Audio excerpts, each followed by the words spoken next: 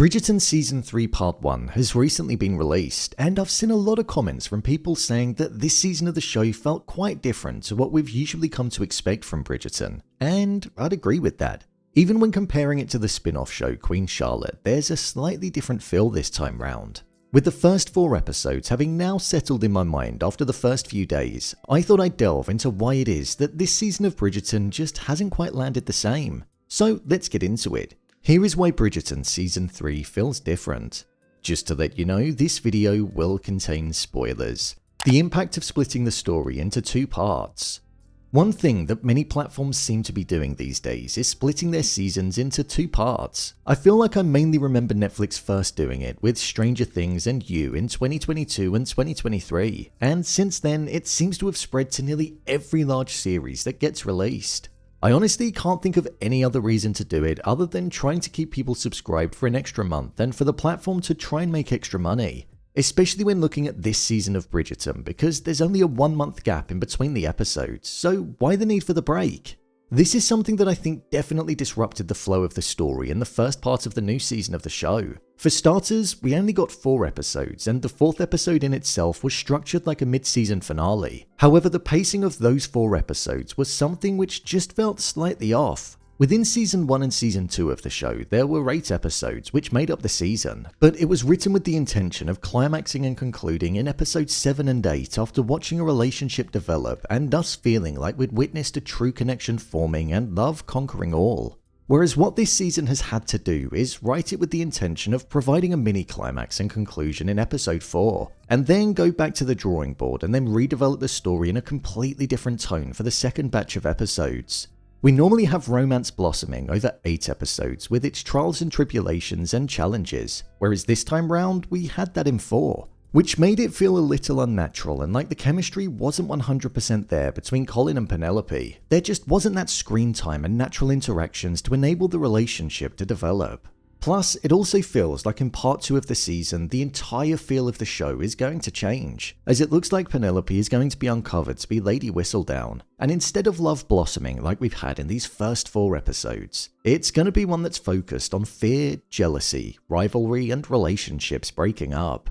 So the drastic change in tone is something that's going to be a little bit uneasy when it first returns, and it might take some getting used to. I just felt like the formula and structure of the episodes was so clear to see in this first part, and it kind of took away from the mystery because it all just felt a bit too predictable. It was all about setting up part 2 rather than allowing part 1 to have its own identity.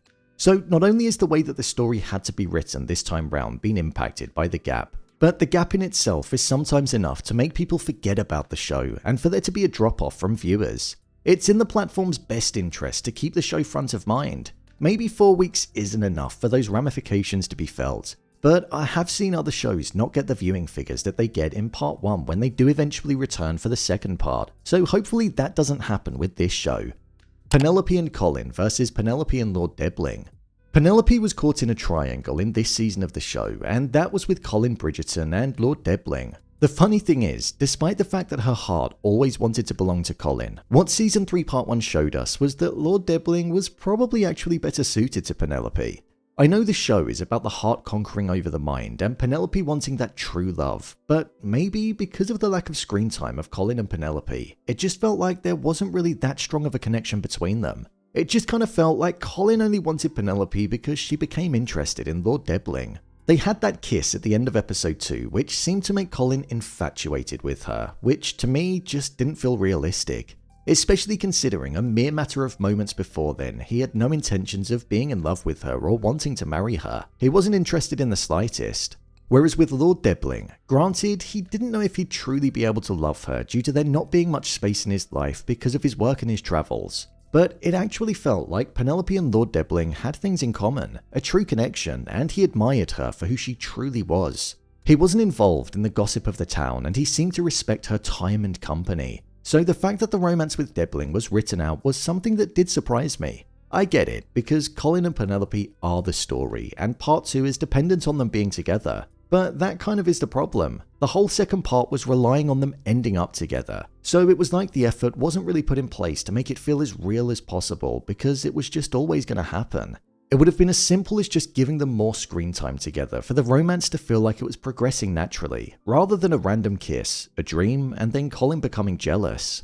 I think the idea of Penelope fighting for a spot in Debling's heart would have been a good story, her managing to get him to love her and find a space amongst work and travel. But alas, it just wasn't meant to be.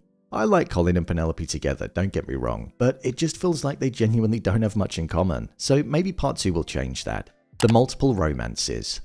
Something that kind of ties into the previous point before is the fact that there are multiple romances that are developing over the course of this season, and some seem to be more interesting than the main one in question. So we had Penelope and Colin, Penelope and Lord Debling, Francesca and Lord Kilmartin, and Violet and Marcus. The fact that there was a whole love story with Francesca over the course of these 4 episodes was something that was enjoyable to watch, but also at the same time, even though it was probably detrimental to the main love story that the show is centered around, it actually did the very thing that the main love story needed to do.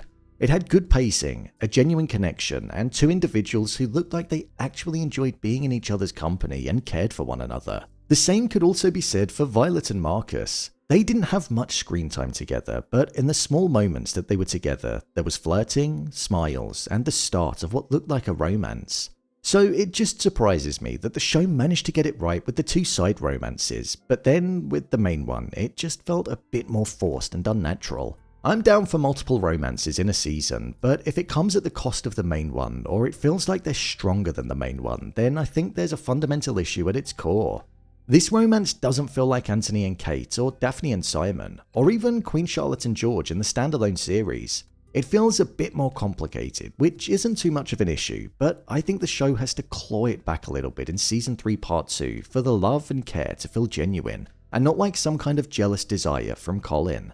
These are the main things that I feel made Bridgerton Season 3 Part 1 feel slightly different to what we've come to expect from the show. I wouldn't say that it's made the show dip in quality because it was still an enjoyable batch of episodes. It just felt different from a tonal perspective, and also in terms of the way that the romance was structured. I kind of like the threat of Penelope's identity being revealed and the Featherington's estate being something that gets taken away from them. It adds a completely different layer to the show for the first time in its history, and I'm all for watching the drama unfold. With just under a month to go until the final 4 episodes of Season 3 get released, I'm intrigued to see if Penelope and Colin are going to get their happy ending, if Francesca will end up with Lord Kilmartin, and if Violet will be with Marcus and find that companionship that she desires. I guess time will tell. So, there you have it, why Bridgerton Season 3 feels different. If you want to see more videos on Bridgerton, such as a full breakdown of Season 3 Part 1 or the trailer explained for Part 2 along with my theories, then click on the card in the top corner. Or alternatively, you can head over to my channel where you'll find them all. Do you think Bridgerton Season 3 Part 1 feels different? Let me know your thoughts in the comments below. As always, thanks for tuning into the video, and I'll see you in the next one.